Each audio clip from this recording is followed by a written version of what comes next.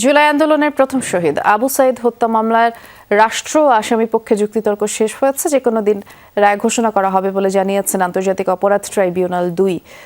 নতুন ব্লেন্ডে আরো rich অ্যারোমায় salon family blend টে।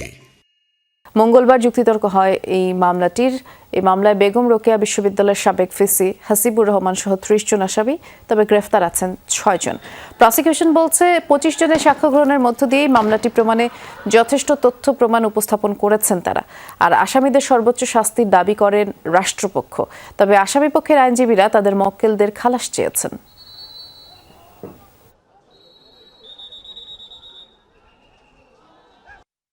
সকলের বিরুদ্ধেই অভিযোগ আমরা প্রমাণ করতে পেরেছি এবং আমরা আশা করছি যে মামলার রায় দ্রুত হবে, কারণ অনারেবল ট্রাইব্যুনাল এটা অপেক্ষমান তালিকায় রেখেছেন আশুলিয়ার লাশ পোড়ানোর মামলার মতো। আমরা আশা করছি খুব শীঘ্রই এই মামলার রায় আমরা পাবো। তারা তো বলতে পারতেছে না যে এই গেঞ্জি সামনের না পিছনের, তার মানে হলো ডাউট ইজ ক্রিয়েটেড। এই ডাউটের কারণে আসামিগণ খালাস পাইবেন।